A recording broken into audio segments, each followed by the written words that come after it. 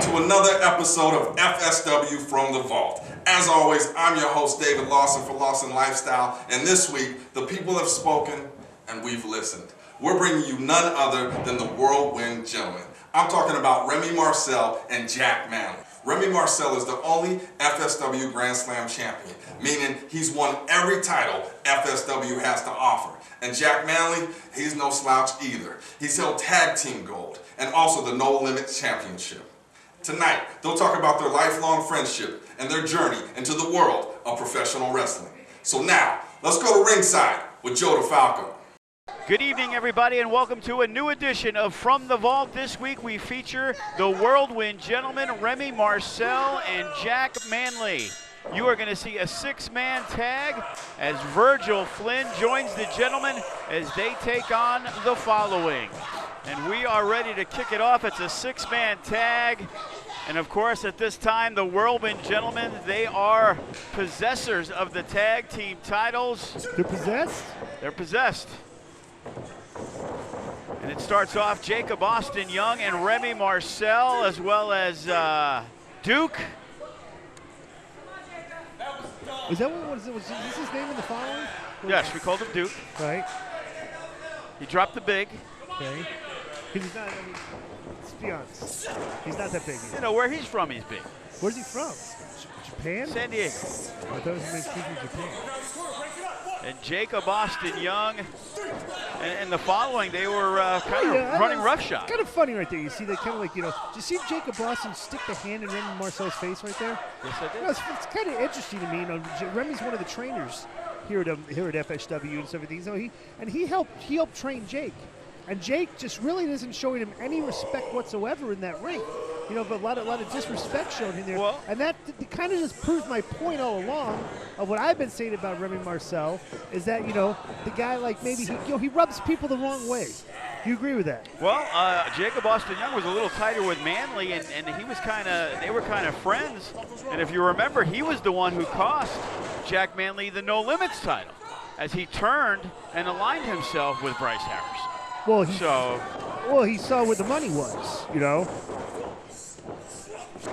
Look at that. That's a smart move. You know, these idiots, you know, when a guy scissors you by the head, you know, just grab him by the ankles and then pull his legs off your head. You know, these idiots, they call them these scissors moves all the time. And I just think it's a lack of common sense shown by a lot of the performers these days. And Virgil Flynn from Sacramento. You like this guy. Global Force Wrestling. Right. And had the opportunity to wrestle Kushida as well as PJ Black. So good, good experience for Virgil, who's been doing it for about 8 years. I'm going to call like I see it. Guy's in excellent shape, okay? I mean, if you're a professional wrestler, you need to get in shape, correct? Correct. Okay, but he's undersized. You know, yes, he is. Yes, he is undersized. I mean, you know, so a guy like this, you know, you can look good and everything, but you really have to have that toughness to be able to take the type of punishment you're going to do out there because you are an undersized guy. And look at the speed, and he just outpaced Cutthroat Cody. Well, I'm going to go out on a limb here. Okay, since Virgil kind of like can I just call him Virgil? Yeah, call him Virgil. Virgil. That's kind of like since we're from the Vault, kind of like maybe like, you know, kind of reminds me of Virgil a little bit, you know, like the original version. You know, I think he works a lot better than the original version. Well, I will say this, that I think that Virgil Flynn is going to make a mistake at some point in this match, probably going for some high-risk maneuver, and it's going to cost him. That's just my prediction. Look at this, great match skills. Yeah, he's turning Cody into a pretzel right there, huh? Oh, now we're Cody. Yeah, there we go. There we go. See, that's who would have thunk? Who would have thunk that Cody, that crash test Cody, the lovable loser that we knew, you know, would turn into the type of guy that when he's getting beat now, you know, he'll go right for your eyes. You know, he'll try to rip your nose off. The Bryce Harrison influence of these guys, you know, it's hard to say they did the wrong thing. They turned their back on their fans because the most success Cutthroat Cody and Jacob Austin Young had was when they became part of the following. What is this? What are you doing, Cody? Oh, my goodness. And Virgil Flynn outworking Cutthroat He's getting all Cody. excited. He hadn't even done nothing. He tripped the guy and everything. So what did Cody just do? Poke him. They're the tactics that Cody's using again. I mean, I can't believe that this is the Cody, the crash test Cody that used to just get jobbed out every match, that just got annihilated every week after week, and now he's like one of the most vicious wrestlers in FSW. Absolutely. He turned the page, and again, I guess you have to credit the leader of the following, Bryce Harrison, for what he turned. A guy like Duke, he was a guy that might be opening up the show, as many people call the curtain jerker, and led them to the tag team title. Well, Duke needs to do what Cody was doing and maybe go for the eyes here or something. He needs to turn around. And the big boot by Jack Manley, a man that, oh, and look at that. Cody tried to get involved in the match, and look at this. Duke catches him and throws him right back onto the top rope. Oh, and he was trying to throw the big right hand. Look at that. There we go. And that's what these guys are. The following, they work together, and they do whatever it takes to try to get the victory. I'll tell you what. Would it be safe to say that all the members of the following, that Duke was kind of like the nicest one? You know, like, I mean, he didn't really have that vicious, you know, rip your face off type of heat that that Jacob and Cody like to use out there. You notice that? That is true. So maybe, you know, like we could almost say that maybe he's almost like a weak link in the following at this point in his career, or he was. You know, that's definitely a possibility, but he was part of the tag team champions, and Jake later became a No Limits champion, so all these guys got gold here in FSW once they became part of the following. And this is funny, this is from the Vault and everything. Look at what a clean-cut kid Jack Manley was back then. Yes. You know, well-groomed, you know, like had the facial hair freshly, freshly shaved and everything. And look at the guy now. You see him, yes. Might not want to run into him in the dark alley. Well, it's the type of guy that maybe you don't want to send your daughter out with. You know what I'm saying? And right now, Remy Marcel not being a part of the action, trying to get in there. Well, he's seen his guys get whooped here. I mean, this is, you know. I mean, going into this, I would have made the. How long ago is this from, by the way? This is from October of 2014. 2004. I would have made the following the favorites in this match back then. Rightfully so, correct? Well, they were on their path to going after, which they ended up defeating the Whirlwind Gentlemen for the tag team title. And you can see how organized they were back then. And you could see there was an evolution, because Cutthroat, Cody, and Duke had never teamed before, and as they started to, you know, understand each other and starting work together, they became a cohesive unit. Why did they break up? You know why? Because you got in their ear, didn't you? You know, you had a lot to do. Don't lie to me, Joe. Actually, you had a lot to do with that. The main thing happened to be Bryce Harrison tore his ACL. Right. After he wrestled Brian Cage, and then what happened? And then they kind of dissipated, and well, Jacob why Austin did they Young. dissipate? Why did they dissipate? Jacob Austin Young felt it was time to go out on his own. Why did he feel that?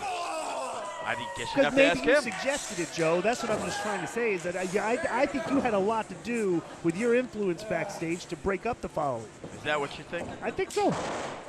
And I think your son, Joey DeFalco, yes, you know, had a lot to do with that too. You know, like making suggestions and posting stuff on Facebook. You know, he's got a lot to do with that too. Big spine buster by Jack Manley. As Jacob Austin Young, you can see he needs to make the tag, but there is Remy Marcel with a big clothesline, and down goes Cutthroat Cody. Wow. I didn't even think Remy's that strong to lift that guy. Look at that. Look at that. And he tosses Cody on top of Jacob Austin Young. What's he doing? He's trying to organize some type of aerial attack now. And he is going up top from the FSW arena. And look at that, they step out of the way, and Duke catches him, going for the big slam. Looks like he's got him like a lawn dart. Wow. And drops him. Boy, I'll tell you what, Remy's team has not maintained any semblance of sustained offense in this match at all. And look at this. At all. Did you see that? Cutthroat Cody just rips the teddy bear. Did you see that? That's unbelievable. That type of behavior. Now look at that. Jacob Austin Young's bleeding. Ooh. That's it, Jake. And Good, give him some of that. He's pissed because he got busted in the mouth.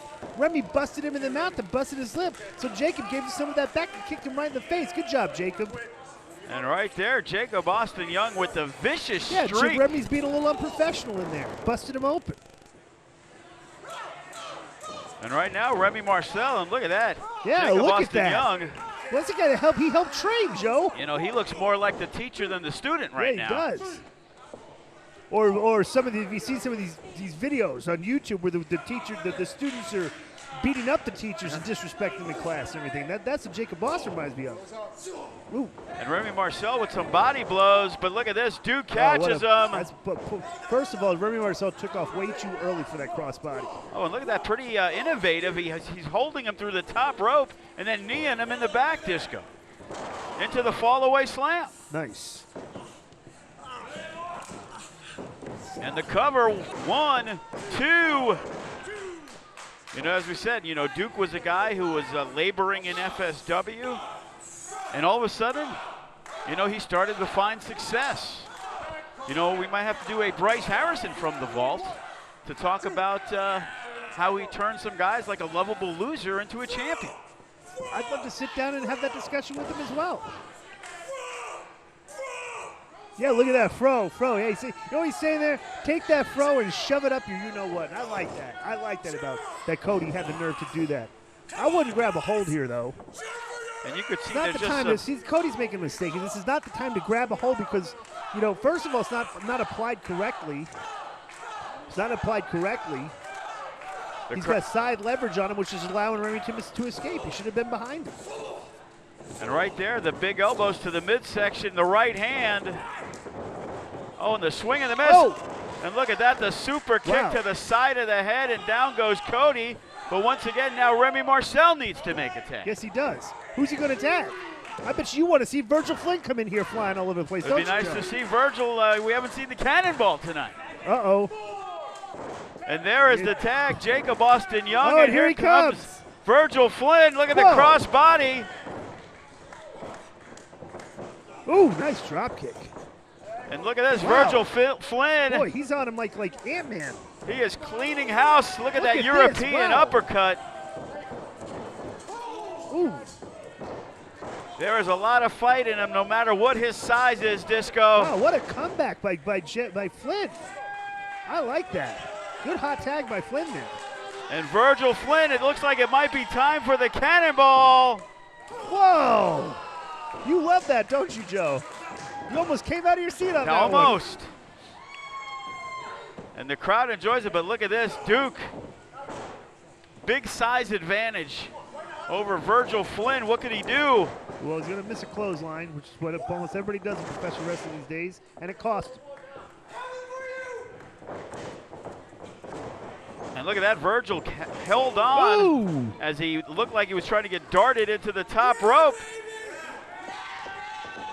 Wow, nice. And the DDT as Virgil Flynn takes out a guy who might have him by about 7 inches and 70 pounds, but there is Jacob Austin Young to catch him from behind, but Jack Manley, whoa, the Death Valley driver.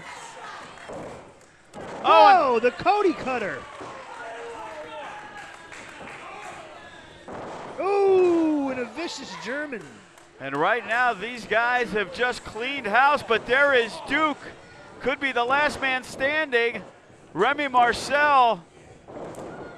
Oh, and look at that. Oh, he caught him. The huge sidewalk slam. Wow, this match has gotten really good here, huh, Joe? They are turning it up. They are in 5th gear. Jacob Austin Young once again with Virgil Flynn, who I believe they are the 2 legal men, Disco. I think you might be right. Oh, and look at that. Virgil gets the foot up. And again, look at the speed. Look at the quickness. Whoa. Oh, and he hits him with the 451, 2, 3, and there you have it. Virgil Flynn, in the blink of an eye, Disco, he turned it around, hit the 450, and it's all said and done. Good match. Good performance by Mr. Flynn there. Good performance by everybody. That was a good match, Joe. That's the kind of excitement the Whirlwind Gentlemen are all about. And now, we're going to get up close and personal with those handsome boys, that dapper duo, the Whirlwind Gentlemen. I guess it was 2006. We moved ourselves to the Inoki Dojo. It was me, Jack, and 2 other fellas. One you know real personal, your former No Limits champion, Saiku. we trained real hard as a strict Japanese dojo, so we pretty much were carved out of oak by the time we were done with it. Our trainers were Shinsuke Nakamura and Rocky Romero, and now it was a privilege to work with them here in Future Stars of Wrestling. As far as where our careers took us, you can only build your career by leaving. So once we got the Inoki Dojo training and we were pretty legit afterwards, I came back here to Las Vegas where there was nothing really going on, and Jack moved himself to Florida. At that point in time, I didn't have anything going on here in Vegas, so I moved myself to Florida with him, where we pretty much picked up, our singles careers. Our singles careers were rolling strong. Jack was a part of a tag team at one point, and so was I, but Florida really didn't do nothing for us as far as giving our fruits of the labor. On my end, Jack kind of had a little bit better of a situation than I did. But through the course of years, we've always stayed pretty connected. I moved myself away to New Jersey, where I trained at the ROH dojo, where Jack still plugged away at the Florida side of things. At that point, I wasn't really doing as far as I would consider good, so I wasn't really making a lot of waves in that ocean. So I came back to Las Vegas because it's the only way I really knew how to make a dollar, by doing professional food service industry. Because at the time, that was all what we had as far as paying the bills. So I moved myself back here. Jack still stayed in Florida at the time. He was kind of floundering. There was shows going on, but nothing really happening for him. So I got hooked up with Future Stars of Wrestling in the Joe DeFalco era. Jack was a little more of a hard sell because of his family and stuff that he had in Florida. So it was really hard to sell him on coming back to Las Vegas. Eventually he did. From there, the friendship has always been strong, we've always had a pretty strong friendship, and now being in the same company, doing just about the exact same as far as our careers blossoming, it was only natural that Joe would come to us and be like, hey, you guys should probably be a tag team. So we thought it'd be a great opportunity to take that ball and run with it. The Inoki Dojo.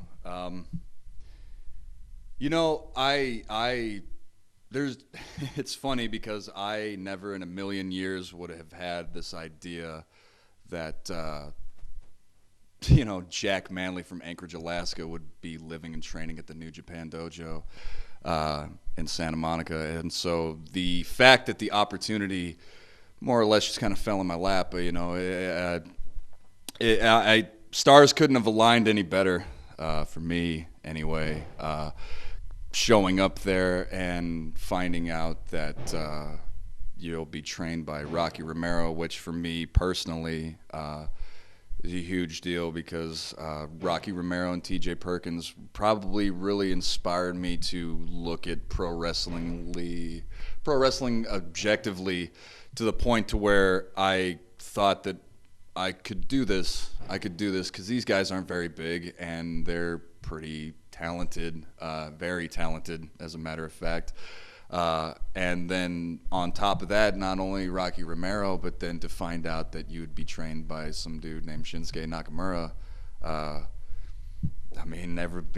Find me somebody who is into pro wrestling who doesn't know who Shinsuke Nakamura is in this day and age. Speaking very candidly, I had no idea who Shinsuke Nakamura was when I first showed up to the New Japan Dojo, but at the same time, Shinsuke Nakamura was just kind of a green boy sent over to America to gain weight and get bigger because he was being set up to fight Brock Lesnar. So just to have the perspective of being surrounded by things that mattered so much versus where you were coming from, to where everything seemed so small potatoes, to have dealings of New Japan office things going on mere steps away from where you're sleeping. It's a crash course, definitely. You can't prepare for something like that when you are in the experience level. I probably in the business no more than a year or two prior to, and even then, like for me, I really don't consider being a part of the wrestling business until I started training and living at the New Japan Dojo, because again, everything before that was more just kind of like, you know, kind of grasping at straws for anything. You know, again, a lot of dudes out there in the wrestling business, they're trained by people who you've never heard of. You have no idea. They have no reputation in the slightest. So to, again, have that pedigree of, if anybody asked you, you trained you, da-da-da-da-da, to be, I lived and trained at the New Japan Dojo under Rocky Romero and Shinsuke Nakamura. Like, how many people can say that in this day and age now, you know? Hi, David Lawson, Lawson Lifestyle, powered by Realty One and the Brocken Group. Yeah, I'm a realtor. Look at me, ma. I'm a real realtor. For all your Las Vegas real estate needs, call me. Do it! What he said. Speaking rather candidly, the opportunity to step inside of the ring with Rocky Romero, the guy who trained me, it was something that I've been waiting for, or at least really chomping at the bit for the opportunity for a long time. You can ask a lot of people who, when given the opportunity to speak freely, who do you want to stand in the middle of that ring with? Right off the top, man, Rocky Romero. Again, training with him at the dojo taught me so much. He and not only just in regards to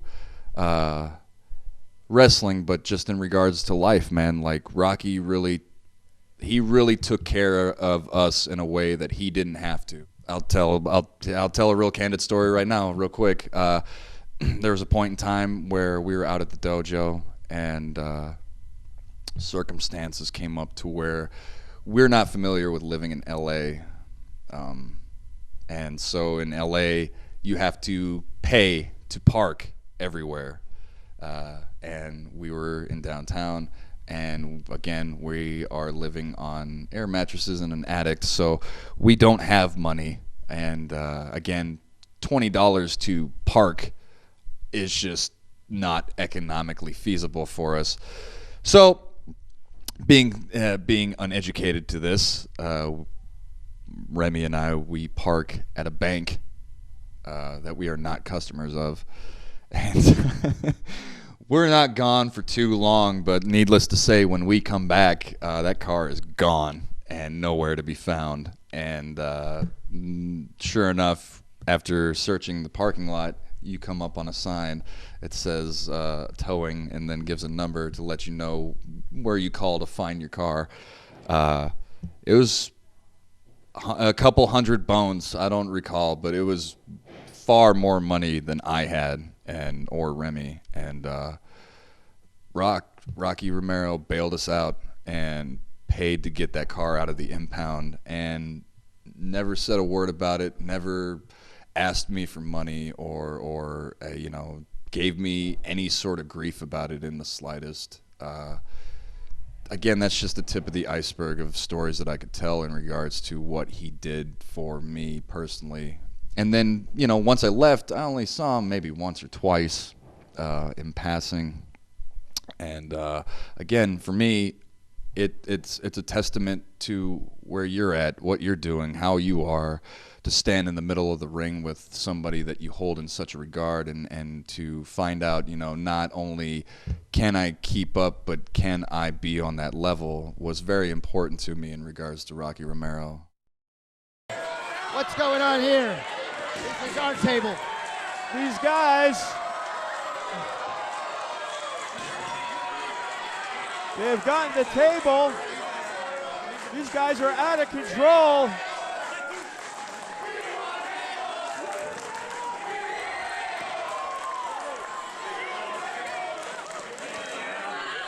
It's getting out of hand here. Remy, calm down, man. Don't do it, Remy. Do they brought it upon themselves, Stu? Don't do it, Remy. Stu Stone. We had to get out of the way. This table's not going to last very long, Joe. Oh, Jesus. Duke just dropping an F-bomb on Remy right there. And Remy Marcel He has definitely snapped. He has climbed to the top. No way. Don't do it, Remy. Remy Marcel. Even Jack Manley telling him don't do it. Oh, my goodness. If that ain't the damnedest thing I've ever seen.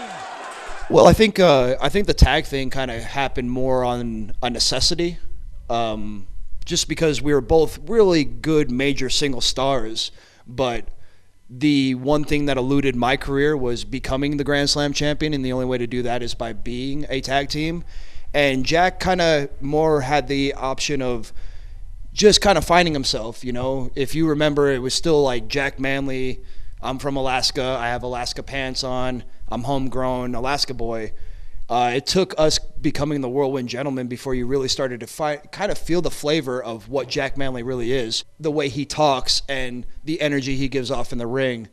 So at that point, I think it was more on a necessity for us, as my singles career was kind of reaching all the levels it needed to, and the tag division being the only thing that really eluded my career in FSW. Jack being just coming off becoming a No Limits champion, and now what was the next step for him? The Whirlwind Gentlemen only was the next seemingly good fit for us both. Well, I'd be stupid to sit there and tell you that we weren't looking for the tag belts again. You know, that's the one thing that is the measuring stick of this company, is being your champion. So for us, it's only fitting that we want to come back and be two-time FSW tag team champions. How long that takes is completely up to the universe. So we're going to go ahead and strive for that goal as hard as possible. Yeah, we've reached out to other places, and we've gotten ourselves on a global scale. And we've branched out to a lot of national coverage, but our home is here in FSW, in the Neon City. So a company that you can lay your hat is a company you can call home. And that's where we're at right now, is we came back home to finish some unfinished business as far as becoming two-time FSW tag team champs. And then, you know, pretty much taking over the tag team world. I think at this point right now, it's to try to get ourselves on that scale of these guys are the real deal tag team. We want to be in the conversation of Reno Scum, the Young Bucks, and all those guys who are really making a solid name for themselves on the tag scene. We want to be a part of that as well, and we want our names to be in that conversation. You know, coming back to FSW after being gone for over a year, it's such a drastically different place. You know, there's some familiar faces, but there's a lot of faces maybe not so much. So to come back and have the opportunity to start mixing it up with not only those folks, but then again, you know, the people that come on through as well. Who does Jack Manley want to face in 2016? Man, everybody, anybody. You know, like I welcome the opportunity for all. It's such a layered question. I will definitely say that coming back to FSW, we have no plans of doing anything but being the best and being the top. And if there's one thing I can say for certain, the Whirlwind Gentlemen are definitely eyeing to be FSW Tag Team Champions once again. Taking on all comers, you know, whoever they may be. Sooner or later, we're going to have to mix it up with all of them.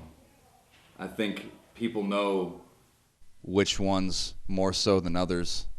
But again, that's a conversation for another day.